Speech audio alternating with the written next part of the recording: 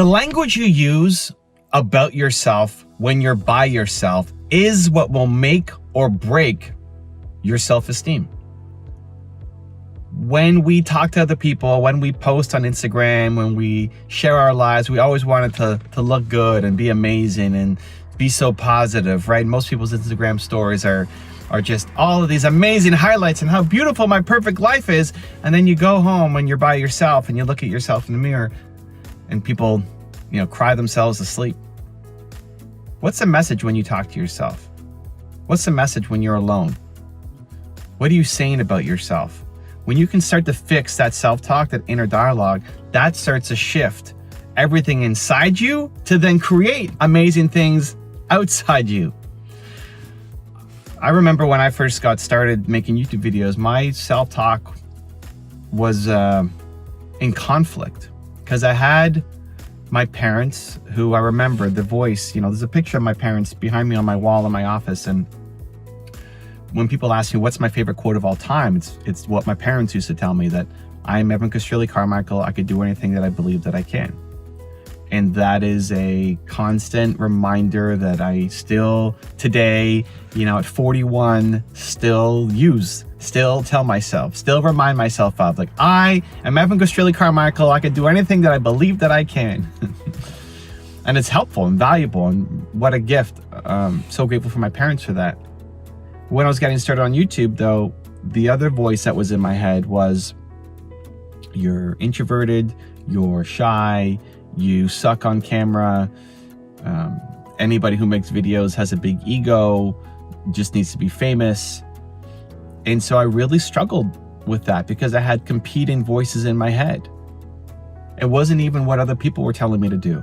It was me, myself, when I'm by myself, thinking about myself. That constant inner struggle with the voices in my head left me struggling, left me making super slow progress, left me started and stop it and started and stop. And if you look at my videos, I started and then I took big breaks, and then I started again, then I took more big breaks. And it wasn't until I solved that inner conflict that I started to get more results, and I started to be more productive, and I started to stopping. I started to stop stopping. I stopped procrastinating. I just did it because I wasn't so caught up in my head and the discussion and the inner dialogue and the voices, and I just replaced it with better thinking about myself, better messages to myself. I think when you can do that, your life starts to change, because it's not other people's opinions that really shape us. It's other people's opinions that then influence our own self-talk, that's what shape us. Need motivation? Watch your top 10 with Believe Nation. Top 10, I got a top 10. Got my motivation high for my top 10. Gotta learn from the wise women and men. All my life, like 9 and 9. For my top 10, top 10, 9 and 9. This one's for my top 10. Hey, it's Nina Carmichael, and we made these videos. It's because you're probably the most ambitious person in your circle, but you know you're capable of more, and you need that push by surrounding yourself with the best. So today, let's learn from one of the best, my husband Evan Carmichael, and our take on his top 10 rules for success. Enjoy! Rule number 2, take responsibility. You are where you are because of you. Because of the choices you've made. You are right now here stuck where you're stuck. It's not the government's fault. It's not the economy's fault. It's not the algorithm's fault. It's not your parents' fault. It's not even your fault. I'm not even here talking about placing blame. It's not about who we're gonna blame. It's about taking the responsibility to fix it. To say, I don't want to stay stuck here where I am right now. Things have to change. This is not my final destination. I'm going places. You're going places, and taking the responsibility to make that change happen, where too many people just get stuck up on the blame. Like, well, I'm here because of the economy, or because of the president, or because my parents, or because my education, or because whatever circumstances. And we use that as a valid excuse, a reason for why we won't take action. Well, it's not your fault. And because it's not your fault, we have somebody to blame, and so that means we can just stay stuck. And unfortunately, that's where most people are stuck. They're stuck being stuck.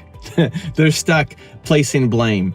They're stuck because it's easy, because it's easier to just shut up the world and go dive into Netflix and entertain yourself as opposed to actually fixing the problem. When there are problems that show up in life, and that's gonna happen for everybody, the most common responses people have are 1, to blame somebody else because it's not your fault, and 2, to go dive into entertainment. As opposed to saying, I don't even care whose fault it is, but I'm gonna take responsibility for where I'm at, and I'm gonna invest in myself to flip from entertainment to education so that changes can start to happen. Because until you break that loop, until you break that cycle, you stay stuck. And it's comfortable. It's comfortable and it feels good to know that it's not our fault, but ultimately you're not happy. The short term, you're happy because you can just put the blame on somebody else, but long term, you're not happy. You're not happy because you never get the growth, you never get the progress, you never get your goals, you never accomplish your dreams, and you're stuck there knowing that you're capable of more. I went through this very recently on my YouTube channel. So one of the strategies that I've been helping some of my friends with, there's one guy in particular who has blown up on YouTube thanks to one key strategy that I gave him.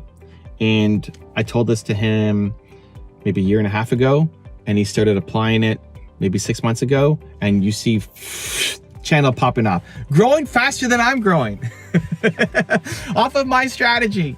And I finally came to the realization, like, why am I not doing this for my own channels? I'm telling other people to do it.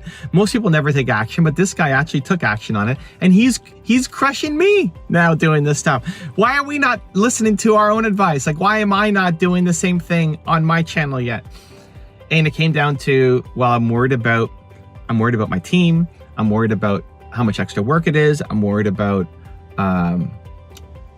mostly about my team and like how we've done things in the past and changing things up. And I finally came to the realization that, no, this has to change, because if I can't make this work, then it's my fault. This is my fault. And my team's livelihood is my responsibility.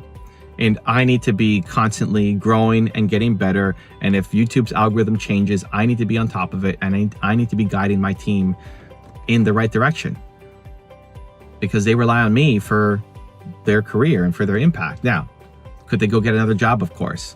But hopefully they like working with me and the work that we're doing, and feel like they're valued and what they're creating is having an impact. And so me being afraid is not a good enough reason. And so it wasn't until I really owned that to say, this maybe took a couple months for really to sink in. Like, my own advice is being used for somebody to help them blow up, and we're not doing it because I'm afraid of the impact that it's gonna have on my team. And that can't be a good enough reason. That can't be a good enough reason, because ultimately I'm doing a disservice to my team, I'm doing a disservice to myself, and I'm doing a disservice to you. Because the more people who can see these videos, the more belief we spread in the world, the more impact we have, the more people's lives change, the more great companies are built. This is my mission. And so if I don't do it, then it's my fault. It's not YouTube for changing. It's not anybody on my team for resisting. It's me. It's my fault. And so when I finally accepted that, then you can move fast. Then I messaged some of the key people on my team and said, okay, here's what we need to start to do. And I understand there are problems with this, so let's fix the problems, because this has to happen. And now we're doing it, and now we're moving quickly, and hopefully we'll start to see the results. But it wasn't until I accepted the responsibility for it to say, I'm not going to stay stuck in this rut that we're in, that things start to change. Rule number 3, switch your mindset. You did not ask for this painful situation that you're going through right now. You did not ask for this health issue, for this work issue, for this environmental issue. You didn't ask for this thing to happen to you. This is where we struggle, because you didn't cause this. It's probably not your fault, right? Maybe it is your fault, but it's probably not your fault, this thing that's happened. There's a lot that happened to make this thing happen for you right now. And so it's so easy to get stuck in the land of negativity. Why me? Woe is me. Why did this happen? As opposed to flipping to say, it's the best. This thing that's happening to me right now, it's the best. When I broke my neck, I was on my tour, I broke my neck. What I said was, it's the best. It's the best. Is it actually good to break my neck? Probably not, but it's my chance to show myself what I'm capable of. I remember being woken up, so I passed out. I had a concussion. I fell on the floor. I woke up, like I fainted. I woke up, and I remember the hospital had sent their ambulance, and also fire people showed up. And my circulation was getting shut off. I couldn't feel my arms. I couldn't feel my legs. They're worried that I'm having a heart attack. And I remember going through this in my head as I'm explaining what's going on. They asked me if I was okay, and I said, I feel okay. But then I can't feel my arm. I can't feel my right arm. I can't feel my legs. I can't feel, and most people would be kind of freaking out at this point. Like, oh my God, I can't feel my arm. I can't feel my legs. And I'm calmly explaining that, oh, I can't feel my left hand right now. I can't feel my right hand right now. And just walking them through what's going on. And in my head, this is why it's so important. Whether this is actually true or not, in my head, what I'm telling myself is, this is the best. I am the greatest patient of all time. As people are normally freaking out in this moment, I'm calm. I'm explaining what's going on. I'm amazing, right? And I would never say that stuff out loud, but that's what the voice is inside my head, that this is the best. This is me. I'm amazing. Let's go. Let's solve this problem. And what it does is, when you're in that negative situation, it switches you to a place of possibility.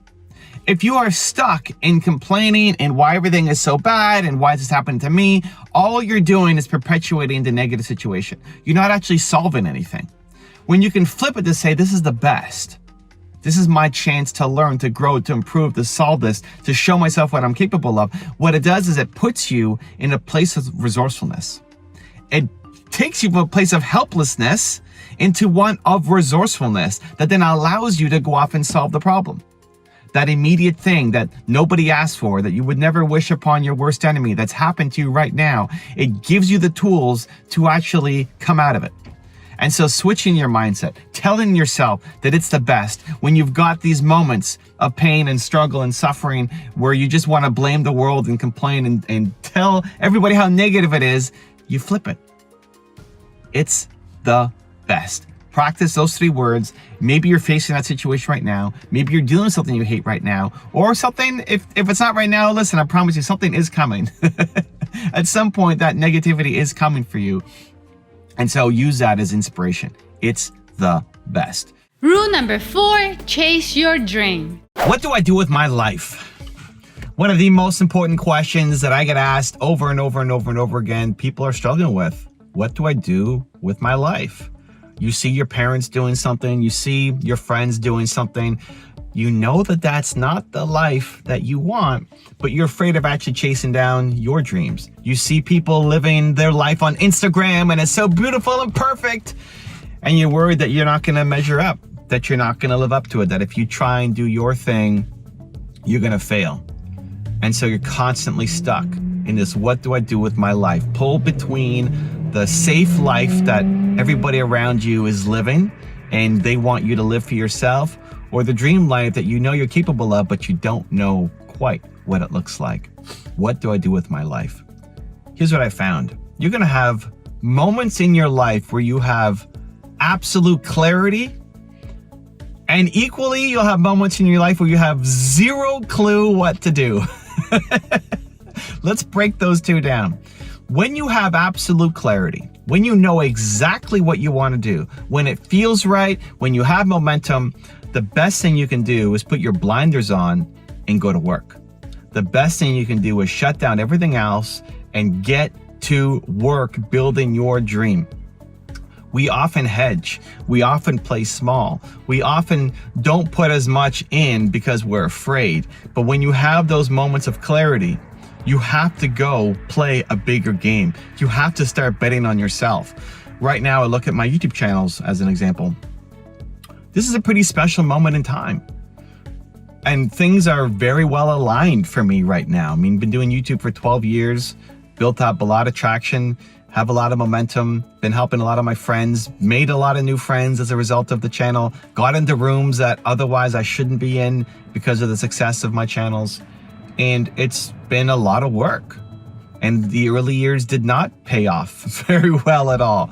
I share on my Instagram a lot of my traction. And, you know, first 5 years of the channel, we didn't even have 10,000 subscribers in the first 5 years. And then we went and hit, you know, next 5 years, 2 million subscribers, now passing 3 million subscribers on the main channel. But a lot of slow growth. But right now is a very special moment in time. Right now, I need to push harder on the YouTube channels. Right now, we've launched, I don't know how many channels, a lot of channels. We've got a dozen channels plus maybe at this point.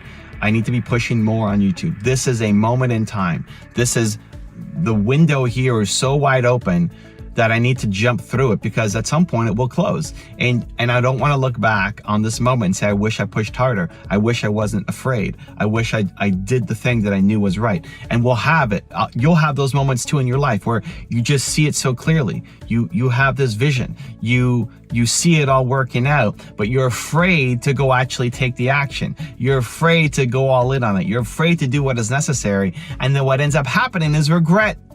Because you'll be at the end of your life, or even 10 years later, thinking, I knew it. I saw it so clearly. There was this opportunity in front of me, and I wanted to do it, and I loved to do it, but I was too afraid, and somebody else went off and made millions of dollars off of my idea. Does that ever happen to you? Somebody made millions off of my idea. Well, no, they just went and took action when you were sitting being afraid. And so when you have those moments of clarity, you have to push everything else aside and go after that thing. Even though it's scary, even though it's too big, even though it feels beyond you, you have to go after that thing, because that's where your genius lies. And you either lean into your genius and go change the world, or you live the rest of your life with regret. You have to force it. Also, to make sure you're actually taking action after watching this video, I've designed a special free worksheet just for this video. The worksheet will highlight all of the lessons learned in this video, as well as pull out our 3 favorite learnings and quotes that will inspire you to actually do something. The worksheet will also give you space to write down what your key takeaways are and your specific plan of action to make sure you're getting results. If you want the worksheet designed specifically for this video, absolutely for free, there's a link in the description below. Go click on it and start building the momentum in your life and your business. I'll see you there. Rule number 5, evaluate yourself. Where are you stuck right now? Is it your business? Is it your relationships? Is it your career? Where is it? Your mindset, your health habits? Like, where do you feel is the number one place that you're stuck right now in your life? Where are you stuck? Get really clear on that, because having that honest conversation with yourself really matters. That's how you can start to make the change. And the point of this is not to say that you suck and look at the disaster you made for yourself and I can't believe you're not doing better. This is not a negative self-talk exercise. This is we're gonna have an honest evaluation of where we are right now. This is you sitting down with you. You can look in the mirror, you can journal, you can go for a walk, whatever you need to do to have that conversation with yourself. But figure out what is the number one area that you feel stuck right now, that you don't want to be stuck in anymore. That if you're still stuck in the same spot that you are in right now, 1 year from today, you're going to be upset. You're going to be upset that you missed an opportunity, that you've wasted another year of your life. So where is that number one area that you feel stuck right now? Get some clarity on it. Maybe it comes right away. Maybe you got to digest it, but get some clarity on that, because that's the starting point to making some changes. Rule number 6, make that small tweak. The fact that you look at your calendar today, tomorrow, next week, and nothing excites you, okay, great. What can you shift? And it may require a wholesale change. It may require you doing some drastic thing, but more likely you could probably just do one small shift. Like, just start building momentum. Just start doing one little thing every day to start to train yourself, to start to just push the ball a little bit forward. Because often we think we have to make some giant change, and the only answer is to move to Mexico. And then it never happens, because to move to Mexico takes you however many months and budget and all this stuff. You get stuck in planning mode instead of doing. What's a small step? What's a small tweak that you can make to today's calendar to inject more energy into it? What's something that you're going to love doing that will give you more energy, that then now you have energy for other things as well, right? Some kind of immediate momentum. Rule number 7, do what you love. You can't be doing the stuff that you hate. You have to find a way out. It may not be today, it may not be right now, it may not be this week, but you have to find a way out. So if you're working for a boss that you hate, long term, you can't be doing that anymore. If you're in a business that you hate, and maybe you started the business and you hate it, long term, you can't be doing that anymore. You will never win doing work that you hate. People say, well, you have to do whatever it takes, but you won't. You won't do whatever it takes if you don't like the thing. And you're going up against people, you're competing against people who love the thing. They love it. And for you, it's just a strategy. And so the key is you have to leave the things that you don't love doing and lean in on the things that you do, and find a way to use the thing that you love to then bring value to other people, so you can have a real business, so you can go make an impact, so you can build the life that you deserve, that your family deserves, that the people around you deserve as well. So if you don't love it, and worse, if you hate it, you have to find a way out. And that may not be today. This is where people get caught up in the struggles. Like, well, I don't like it, but I have no other plan. Okay, well, we have to start working towards it so that a year from today, you're not in the same spot. But today, you have to go show up and kick butt on the thing that is causing all of these problems for you.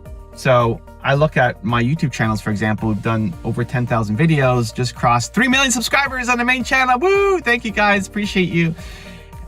I've been doing this for 12 years, April 2009.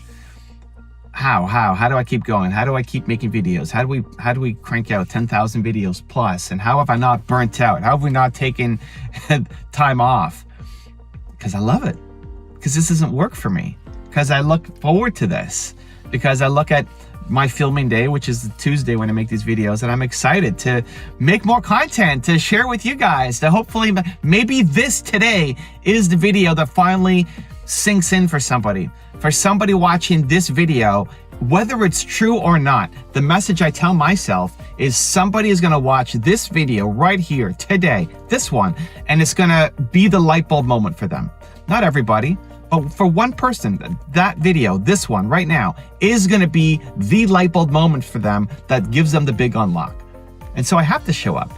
I wanna show up. I'm excited to show up. I can't wait to show up. 12 years, keep making content, and as long as I love it, I'm gonna keep doing it. And so this is why, if you're trying to do YouTube just as a strategy, you're going up against people who love the thing. So you're always gonna lose. Meanwhile, there's something that you love doing, and that's where you need to be long-term. Rule number 8, spend time with great people. Who are the people who've done this thing? Who are the people who are great at this thing? Who are the people who you look up to, respect, admire? Maybe they're physical people, humans that you can touch and have coffee with and have a phone call and go meet and are in your life. Or maybe they're people you've never met yet, and you can learn from them on YouTube, on Instagram, on podcasts. But who are the people that are doing this thing? They're great at it. The thing that you're struggling with right now, they're world class at it. And you want to try to find some time to be around them more. You make it part of your daily ritual now to be around them more. If it's somebody who's in your circle, you're trying to have a regular call with them. That may be a daily call for a while. Maybe it's a weekly call. Maybe it's a monthly coffee, but you're trying to spend more time with them. And then you supplement with regular content. You start following the people on YouTube who make you feel more of that, who make you want to play a bigger game. You start following people on Instagram who lift you up, who make you feel the hope and possibility. With conscious intent, you're picking who you're surrounding yourself with and who you let into your life based off of goal number 1. So if goal number 1 is to have more belief in yourself, and the biggest problem you have is you don't have enough belief in yourself, great. You can definitely supplement with a lot of my content. I mean, at least that's the intent. With every video I make, I'm trying to inject more belief into people, into myself as well as other people. If your number 1 goal from step number 1 is you want to have better health, great. Who are the channels that you need to subscribe to make you feel, if you're watching people who are constantly living healthy, who are working out, who are doing the right diet, who are taking care of themselves, who value themselves, if you're constantly around that, they will lift you up. They will make you more healthy. Not just because of the strategies. The strategies alone aren't much. It's the environment, it's the mindset, it's the belief. By being around these people, they automatically pull you up. They automatically make you feel like it's possible. They automatically become a part of your daily, and they push you towards having the courage to do the thing that you want to do. Rule number 9, have a reminder. Have a reminder system in your life constantly. What are the things? Because you're feeling it right now. Hopefully, if you're watching, you're feeling it right now. You're feeling excited right now. You're going to make a change right now. And then tomorrow you're going to fall back to who you used to be. So what do you need in your environment? What do you need in your habits and your daily routines to remind you? You need a reminder system so it can become more automatic, that it doesn't rely on your self-will and your discipline constantly, that it gets introduced to you constantly, whether that's YouTube videos. Hey, Espresso, 5 days a week, every morning. I'm here. Let's go. Here's a new video for you. If it's Ed Milet's channel or Tony Robbins' channel or Oprah Winfrey's videos, like whoever, or if it's books or podcasts, if it's your physical environment, if it's morning intention, like just figure it out for yourself and schedule it in. Schedule in the reminders. Schedule in the intentionality so that this doesn't just become a one-off moment, but that it's a daily reminder. It's a daily consistency. It's daily momentum, because you need that. You make that change happen. You do those 3 things. You do the audit on your life. You take immediate action, and you schedule in that consistency. Your life changes. Your life changes. And then the concept of swimming forever or beyond the mountain is more mountains doesn't feel overwhelming, doesn't feel scary, doesn't feel impossible. It's invigorating. It's amazing. It's awesome. Because you're on a mission. If you've got a vision for a better world and for a better you, and now you're actually going to show up and make that happen. Rule number 10, the last one before our very special bonus clip, give yourself exposure. I don't know what to do next. All I know is I don't want to be doing what I'm doing right now. Did that ever happen to you? You know that you don't like your current life. You know that you don't like your current habits. You know that you don't like your current schedule, your routine, what you're doing, who you're hanging with. You know you don't like any of that stuff, but you don't know what to do to change it. Has that happened? If that's you right now, then your immediate goal is the exact opposite. It's not to go all in on one thing. It's to try many things, to give yourself a lot of exposure, to say yes to as many things as possible that are inside your code of ethics, right? Don't go steal something from a store because it's something new, right? That are inside your code of ethics. To taste, to test, to try, to explore, to find the thing that might be the next thing for you. And to lower the barrier for just getting started. So I went through this in my website. When I had my website, a lot of people don't know me from my website, because if you go to my website now, there's not that much there, but I used to have 100,000 plus pages of content on my website, and I was playing the SEO game and publishing tons of content, and we had a lot of the big name people in entrepreneurship creating content for our website, and I was selling ads off the site, and I realized at the beginning, I was all in. At the beginning, I loved it. I wanted to write. I wanted to bring on people. We had 5,000 people or so writing for the website. I loved it. I was all in. I saw this moment in time. I was going for it. And we quickly grew the website. But I found that as maybe year 3, year 4, I was starting to lose interest. Wasn't exciting anymore. And I didn't know what else to do inside the website to bring that energy back. So I started to taste, test, explore other things outside the website. And one of those experiments was YouTube.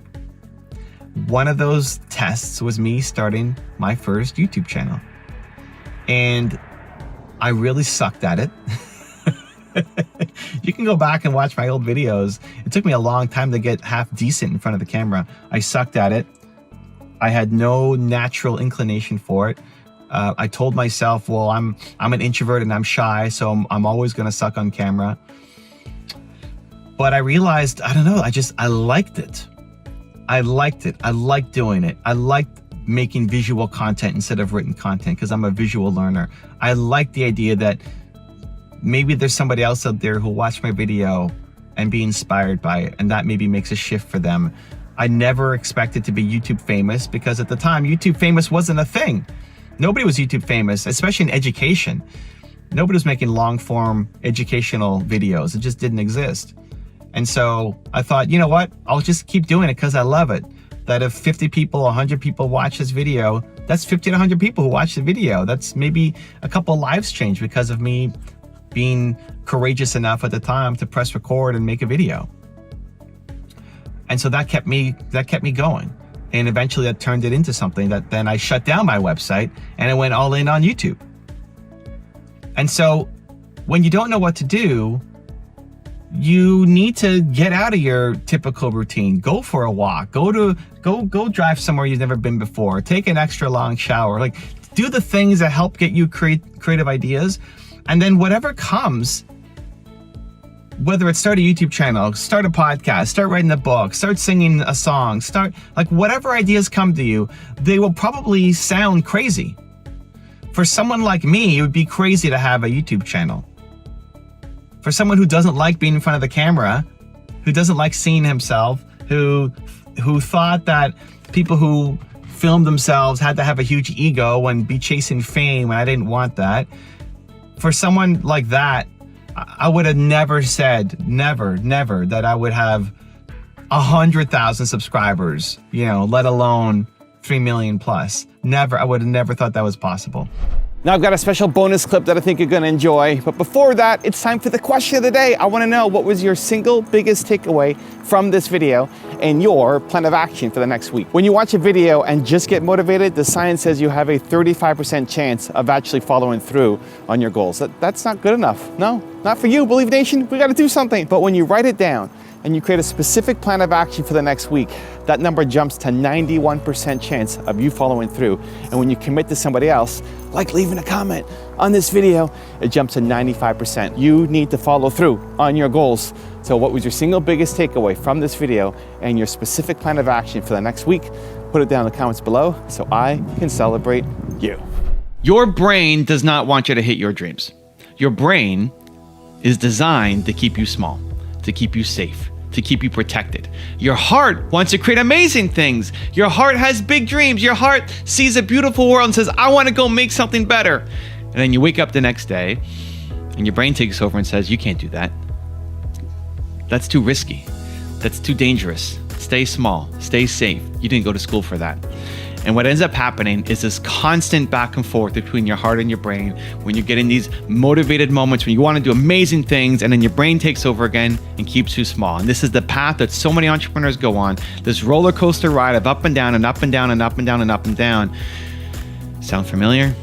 It's time to get off the roller coaster and start making progress on your dreams. Today's video, I'm going to show you how. So yesterday I got asked on my live stream, Evan, what's the most important part of your daily routine?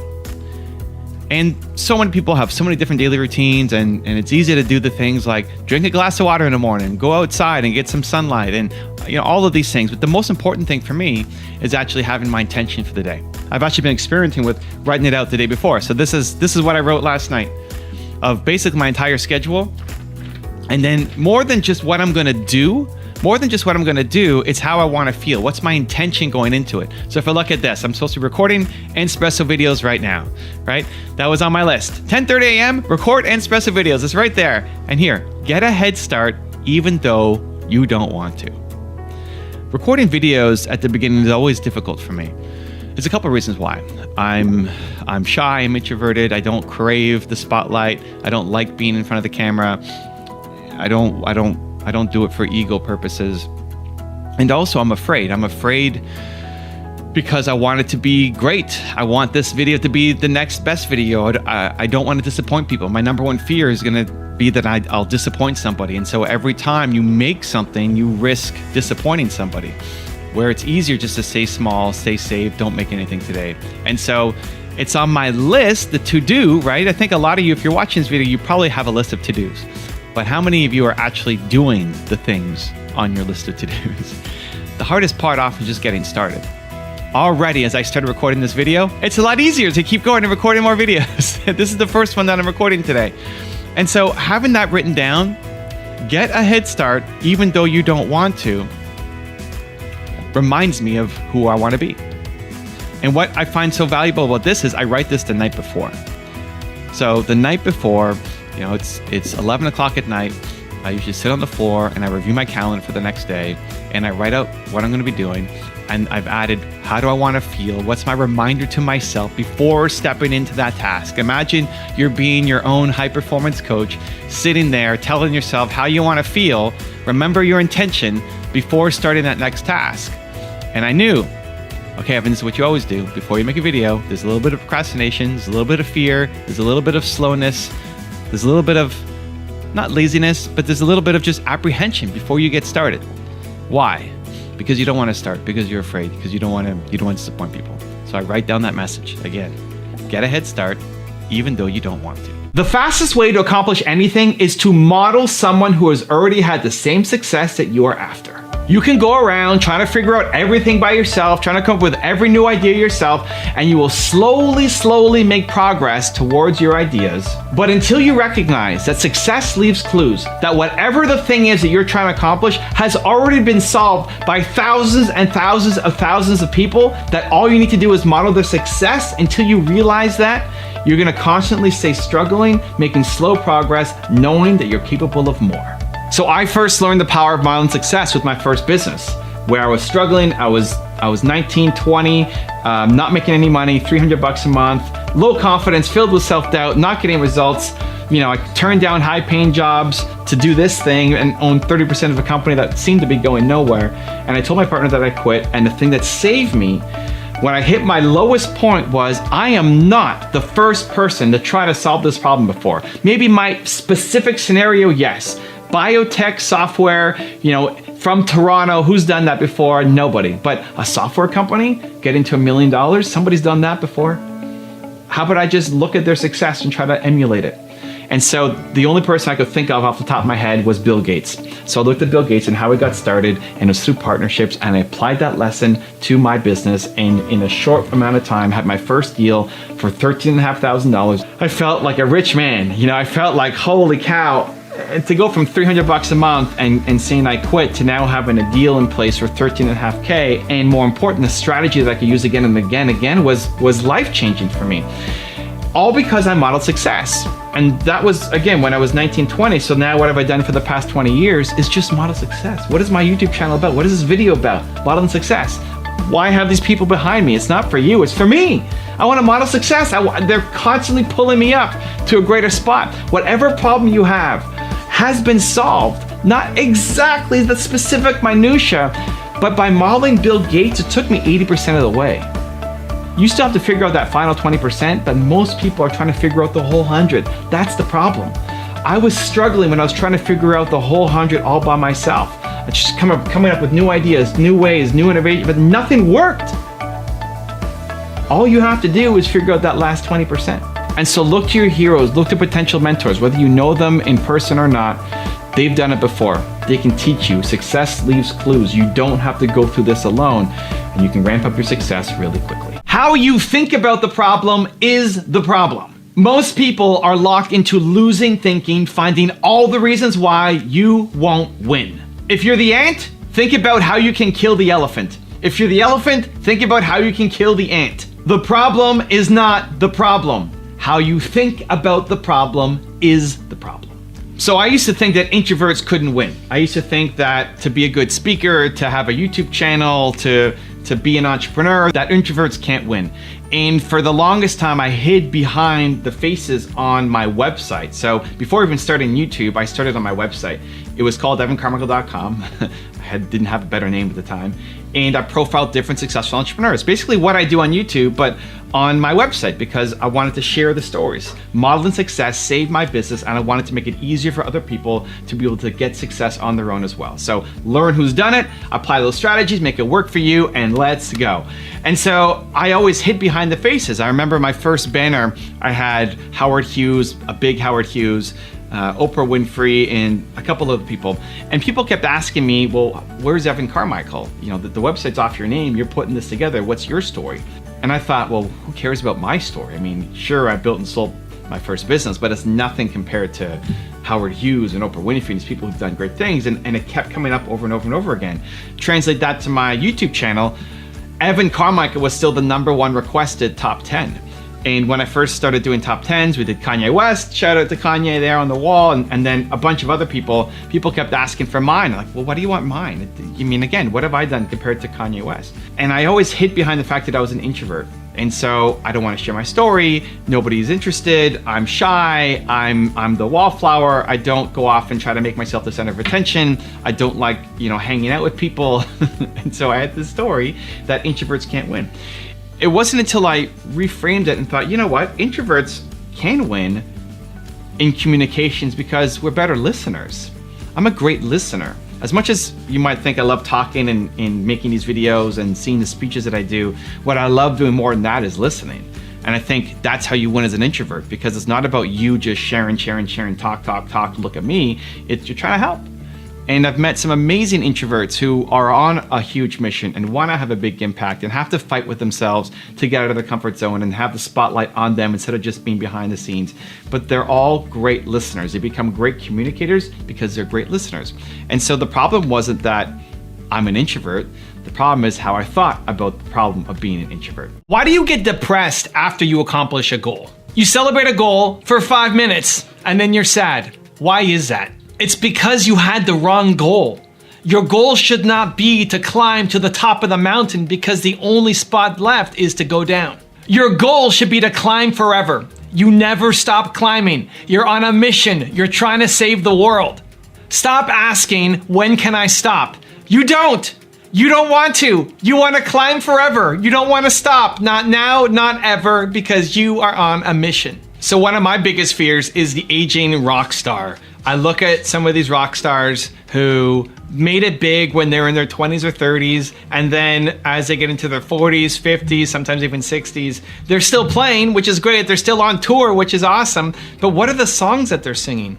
The songs that they're singing are still the ones that they came up with when they're in their 20s or 30s. And I can't imagine that. I can't imagine coming up with a video in my 20s. Was I on YouTube in my 20s? I was 10 years ago, right? April 2009. I was on 9? Wow, I'm getting old. April 2009. Yes, April 2009. So I was 29 when my first video went up. Great. If I'm still showing that video all the time, if I'm still showing my 40th video, then that's the one that hit. I just feel like it's such a letdown. I mean, it's great that you're still on tour. It's great that you're still being asked to get on stage, but to sing the same songs over and over and over again, for me, I'm not trying to judge or say that they suck. For me, I'm terrified of that. I don't want that to be me. I don't want to think of the video that I made last year is my best video ever, and all I'm gonna do for the rest of my life is just play that same video over and over and over and over again. I want to climb forever. I want to challenge myself to come up with new stories each time, whenever possible, making these kind of videos. I wanna always push the envelope. I wanna always discover new formats. I wanna always look at splitting up my channel or bringing them all back together or launching a course. Always something new. Always climbing. I don't see it as this mountaintop. There is no mountaintop. You're on the staircase and you're climbing forever and you're never gonna get to the top. You don't wanna get to the top. That's sadness, that's despair. When you've accomplished everything there is to accomplish, you hate your life. That sucks. You celebrate.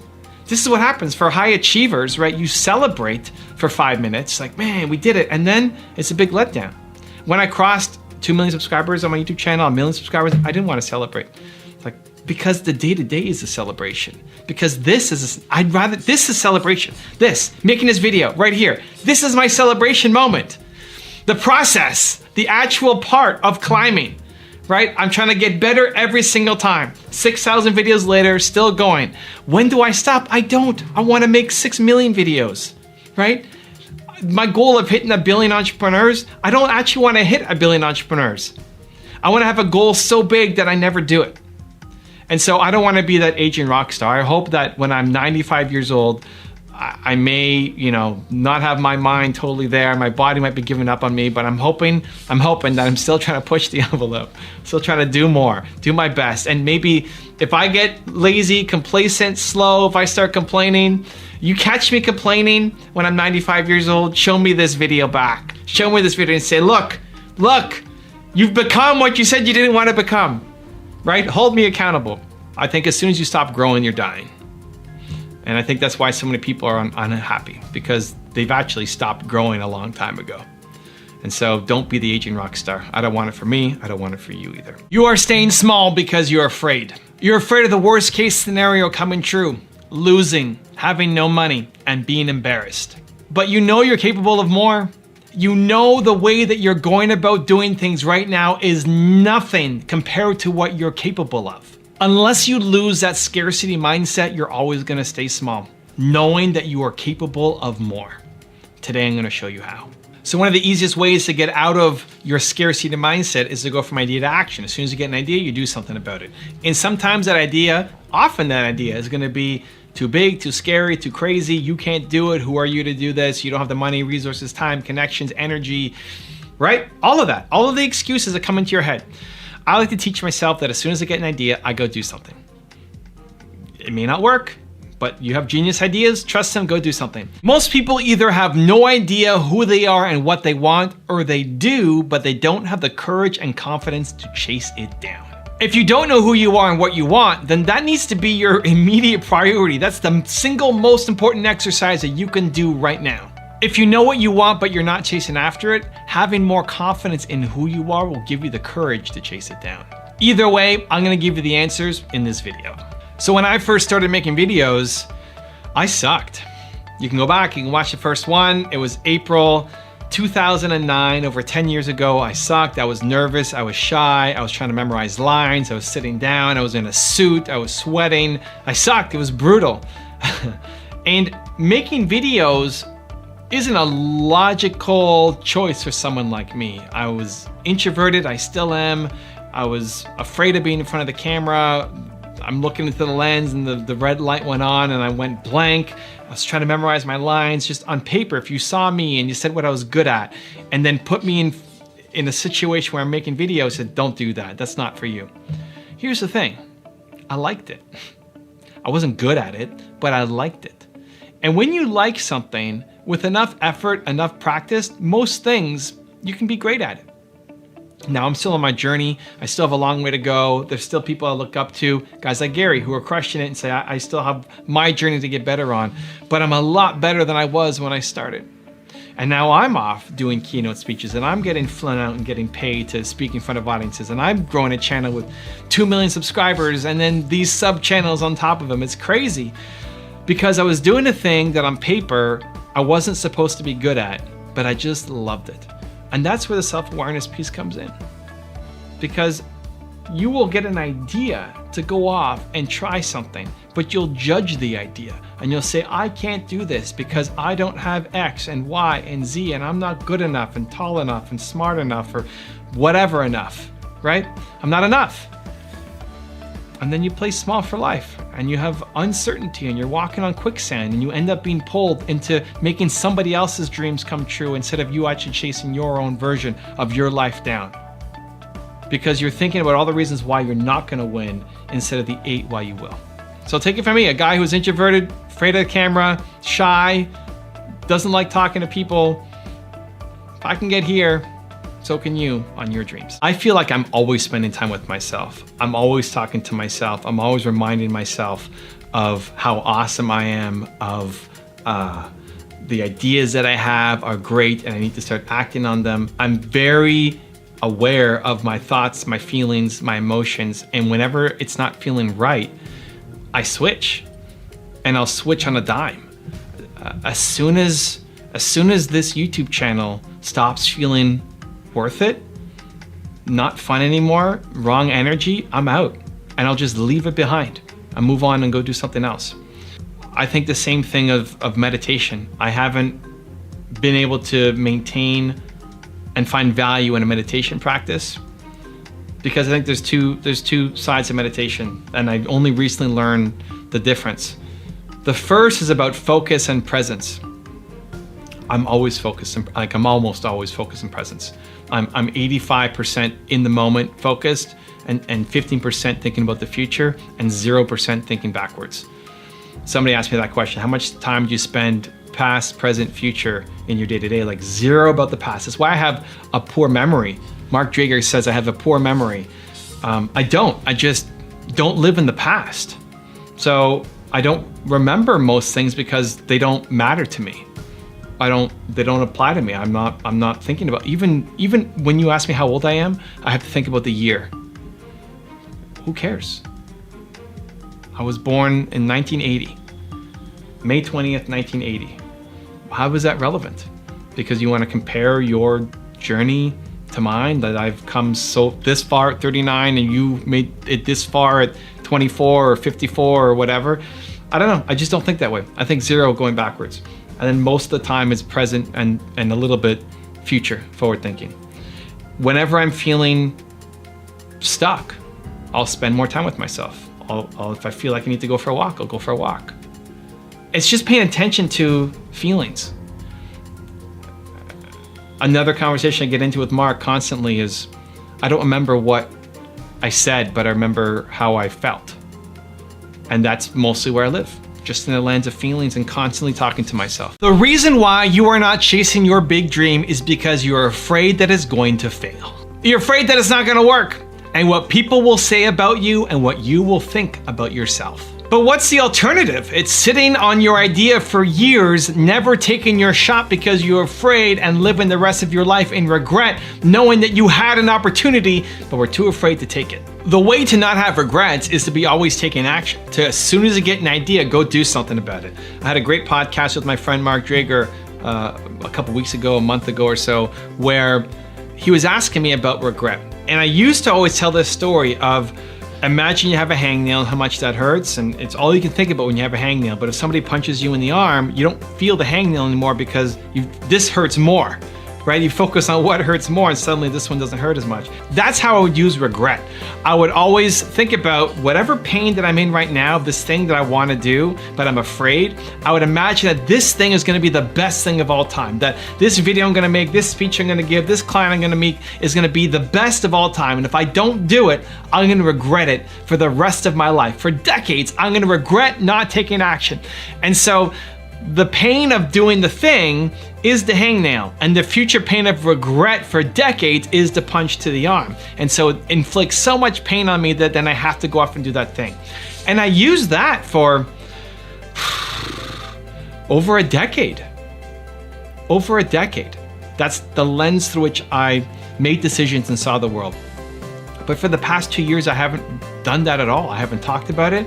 I haven't done it for myself because I talk about the things that I live. And I'm thinking, why? Why don't I do that anymore? Why don't I use future regret to fuel me? And I found that's because I'm always taking action. Because as soon as I get an idea, I do something.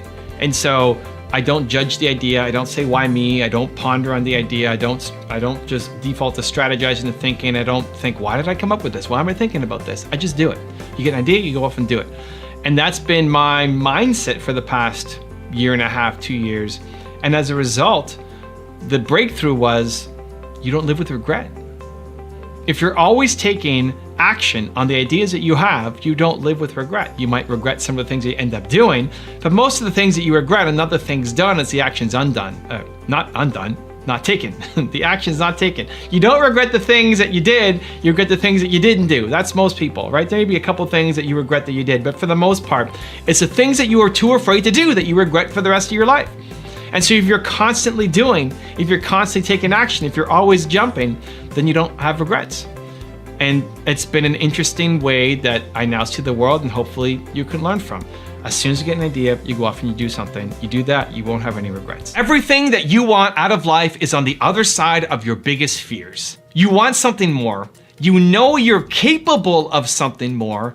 You'll come up with a great reason why you can't do that something more, but really, you're just afraid.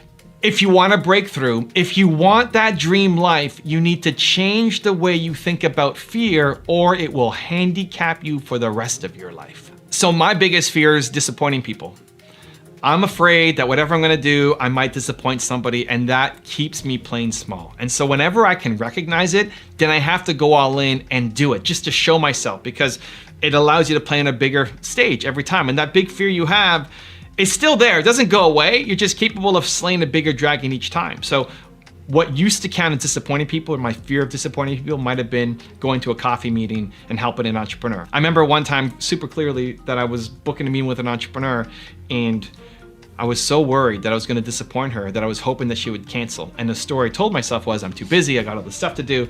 You know, the realistic reasons that you can convince yourself, right? They weren't stupid reasons, they were realistic. But deep down was, I'm just afraid. I'm afraid that she's going to show up and I'm not going to give her value. It's a deep fear. And then once I went to go meet her, it was amazing. I remember sitting in my car and saying, wow, like an hour and a half ago, I was hoping that she was going to cancel on me, and this is the greatest thing of all time, right? Your biggest fears prevent you from living the life that you want. Most of the time you can't catch it. I think we play small by default. I think your greatest fear owns you and is giving you tons of logical reasons why you can't do that thing. But whenever you catch it, whenever you do actually catch and say, I think this is just my fear talking, that means it's go time. That means you have to do it just to teach yourself that you're able to conquer it and move to a greater level of success. Making money is about solving problems. That's the core of business. Someone has a problem, you see a solution, they pay you to solve it. If you're not making money, it's because you haven't solved a big enough problem yet. So let's use my YouTube channels as an example. Now we got so many YouTube channels, it's crazy. I saw a problem. I saw a need, right? I wanted visual content. I wanted to learn from successful entrepreneurs, and I wanted it done in a visual way. I used to read books a lot because books was the only way that I was able to get this information. I didn't have mentors to teach me about business, right? I had my parents who were amazing, who taught me how to be a human, but I didn't have any face-to-face mentors that I can go to, so I went to books. But I'm a visual learner. I'd much rather see it. I get a lot more by seeing Simon talk about a message than by reading his book. I just do. It's how I learn. And I think a lot of people are visual learners. And so it's why I started my YouTube channel.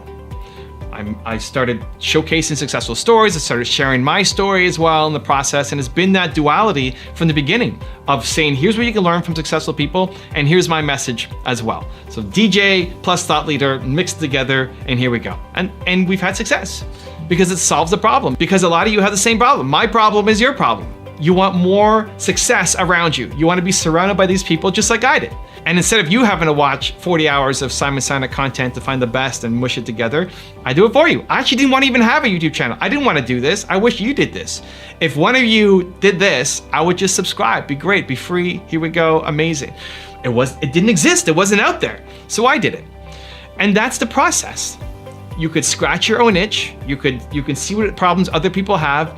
But success in business comes from solving other people's problems. You subscribe to this channel because you like the content, because hopefully like the content. It adds value to your life. It solves a problem. It sets you up for the day. That's why I have this morning espresso series. It's 5 times a week, Monday to Friday, set you up for the day, give you this shot of energy, motivation plus ideas to help you go off and build your business. This is the problem that I solve. What's the big problem that you solve? The trick to getting yourself into action mode is to trigger yourself for success. Triggering yourself for success means you've taken the decision making out of it, that as soon as you come up with an idea, you have trained yourself by default into action mode. You see, your brain will always talk you down from things because it's trying to keep you safe, and it only understands a world that currently exists that is logical and practical.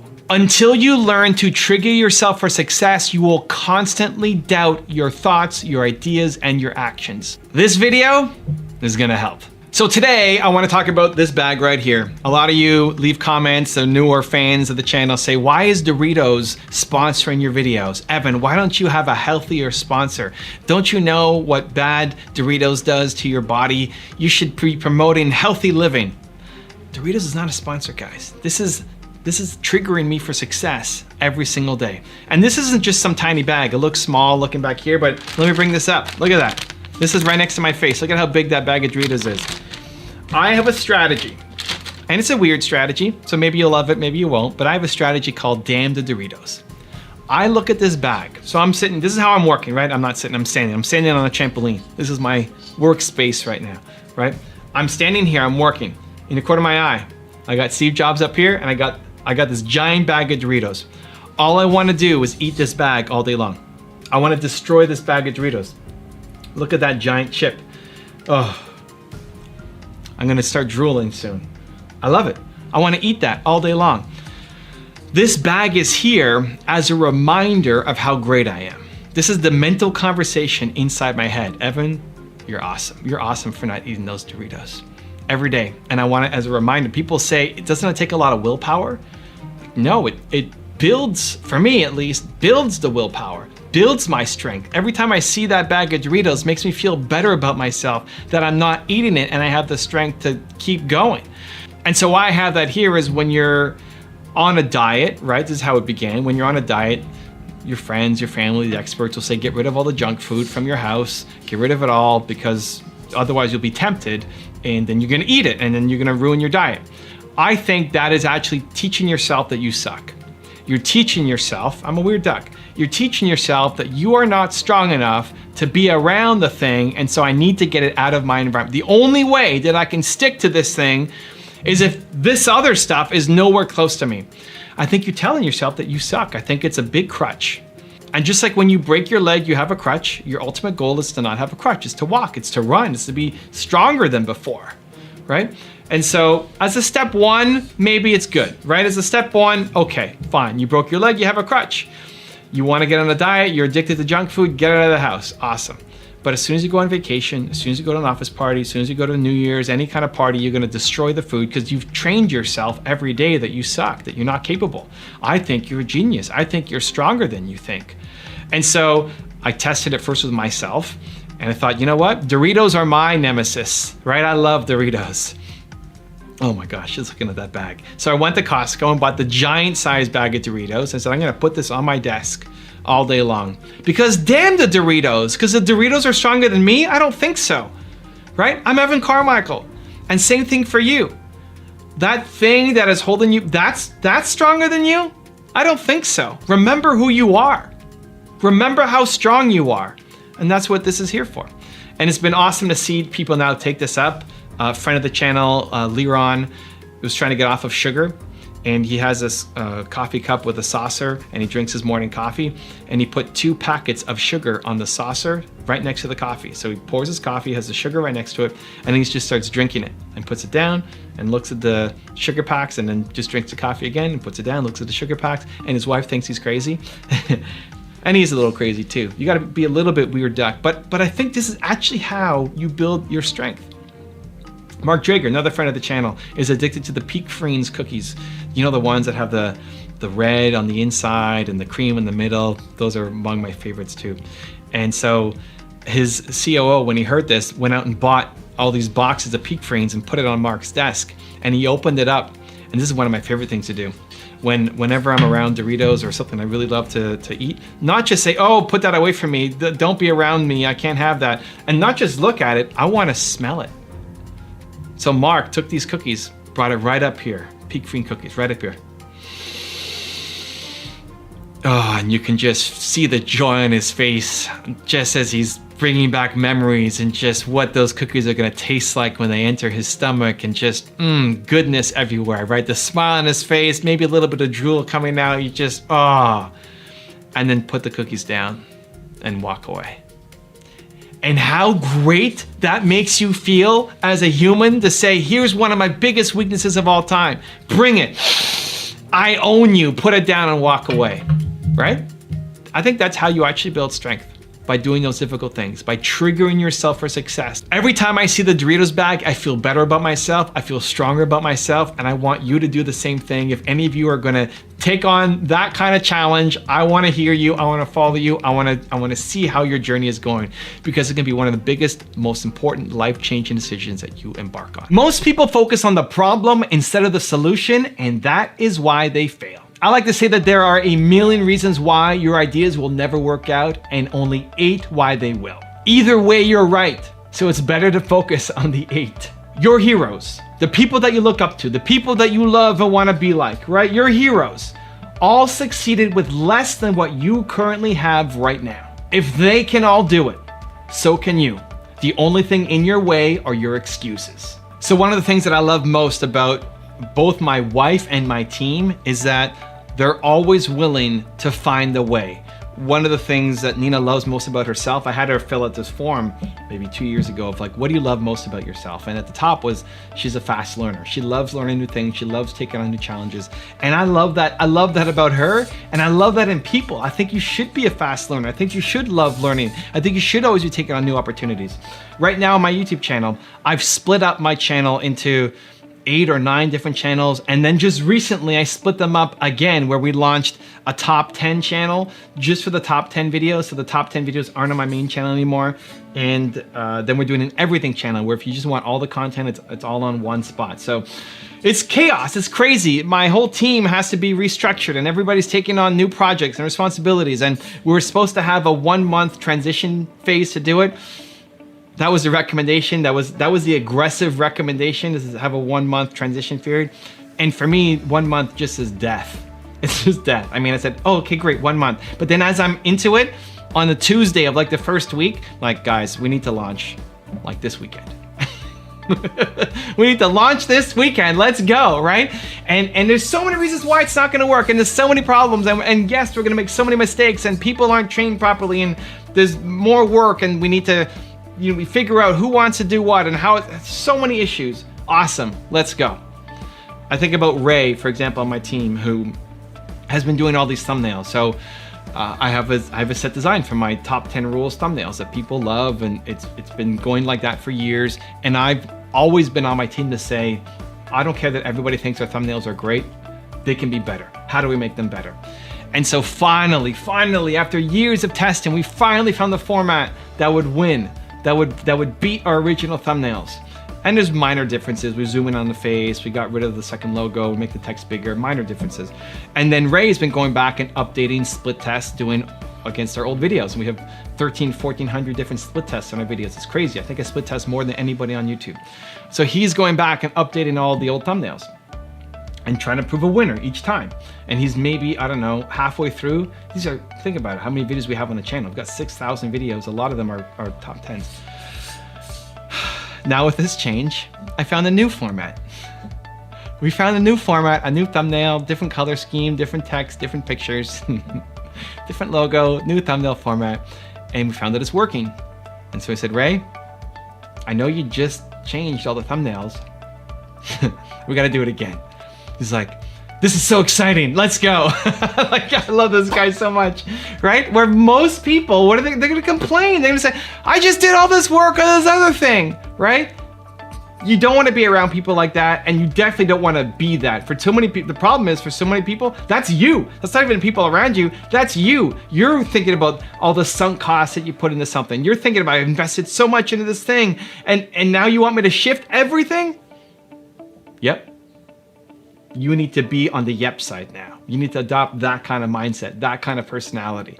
That just because I worked before, it doesn't mean it's gonna keep working. You find something new, it's better. Let's go. This is what the whole game is about. The number one biggest thing that you are missing is momentum. You're a genius. You've got Michael Jordan level talent. You are the best in the world at something. But until you match your effort to your capabilities, your dreams will never happen. So yesterday I had a young preacher reach out to me on Instagram. Young, like early teenager, reach out to me on Instagram and say, hey Evan, I'm a preacher. I'm trying to get my career going. I want to make YouTube videos. I want to spread a message.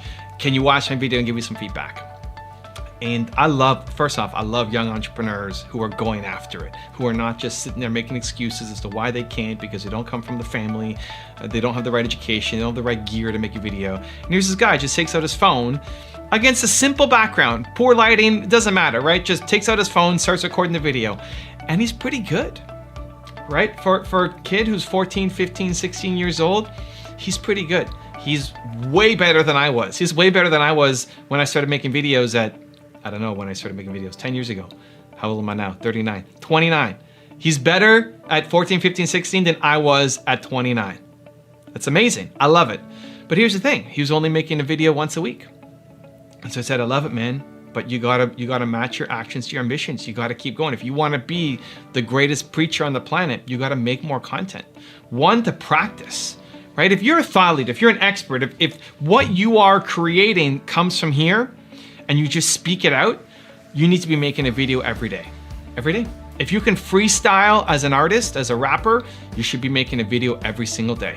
Now, if your videos require some massive setup, not because it's about the quality of your thought, but it's about fancy stunts or something that requires a lot more, fine. But if it's thought leadership, if it's content that's just coming out of your head, right? The quality of your ideas every single day. Once you get better, The more you do it, the better you're gonna get. It took me 350 videos until I wasn't completely embarrassed by my own content, right? I couldn't watch it back because I was too embarrassed. But oh, so bad. Now as I watch my videos, it's funny, whenever Nina comes in and she's seeing me watch my videos, I always have this big grin on my face, like I'm cheering myself on, like yeah, that's really good.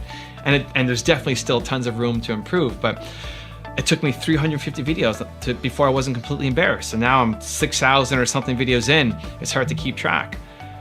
Your actions have to map to your ambitions. So if that's you, if you've got ideas, you've got knowledge, stop coming up with excuses and make the content, film it and post today and again tomorrow and again the next day and again the next day. And when you're creating so much content, one, again, you're getting better because the quantity leads to the quality, but two, you get less attached to one video having to be the thing. So often you make one piece of content, one painting, one song, one video, you make it, and then that has to be the thing. You're getting feedback and you're destroyed if it doesn't take off. If this video doesn't take off, great. Next, right? Next. Keep going, keep creating. You need momentum. So your actions have to map to your ambitions, right? Whatever idea you have in your head, you want to be the next Oprah of whatever industry, great. Let's see it. Let's see it in the work. Let's see it in the energy. Let's see it in the output that you are creating every single day. Albert Einstein once wrote, "Everybody is a genius, but if you judge a fish by its ability to climb a tree, it will live its whole life believing that it is stupid." That's why awareness is so important. If you're not happy, if you're not fulfilled, if you don't feel like you're making progress, it's because you're a fish trying to climb a tree instead of where you should be, which is swimming. And if you don't figure that out, and soon, you're gonna live your whole life believing that you're stupid when you are a genius. One of my favorite stories as I was trying to launch my YouTube channel was I was trying to learn from different people. I was trying to take in input, learn from the experts. I didn't know what I was doing. I was a scared, shy introvert, afraid of being in front of the camera, afraid of putting videos up. And so I needed help and I asked for help. And there was one guy in particular who was giving me a lot of feedback and help and improving my channel. And then I wanted to take it in a different direction. The advice he gave me was amazing. It was helpful. I was seeing results. And then I wanted to make a video around believe. I just figured out what my one word was. I found believe. I wanted to make a video about believe, and he didn't like it. I put it together, it was 6 minutes long, and he told me no video on the internet should be 6 minutes long. You don't understand how the internet works. Nobody's gonna watch this video. And it was really heartbreaking because this was a mentor of mine. This was somebody who was giving me feedback and advice, and it was working. And so he's telling me that this new thing I was doing was wrong, it would never work, that I don't understand how the internet works. And I didn't know what to do. And I think a younger version of me would have said, okay, well, something must be wrong. This guy has experience, he's in the industry. He wasn't just some random person on the street. He had been making videos his whole career. He's had successes before. A younger Evan would have said, okay, I guess it's wrong. I should fix it. I should do something else. But because of me finding my one word, having that self-awareness and feeling like I loved it, like I liked this video. Sure, it was 6.5 minutes, but I liked it. And at the time, now in context, this video is gonna be longer than 6.5 minutes, but at the time, most videos weren't very long on YouTube. It was a different era when I was starting off. And I said, you know what, I don't care, I'm gonna post it. It's about belief, I love it, I'm proud of this. If nobody else watches it, at least I took my shot and I put it up. And that video became my best video on the channel. At the time, my best video was 100,000 views in a year. That was my Chris Gardner story. And I was so proud of that video, put so much work in, and when you hit 100,000, you're like, oh, so many people saw this video, it's crazy. And it took a year to get there. And then this video within the first month already crossed 100,000 views.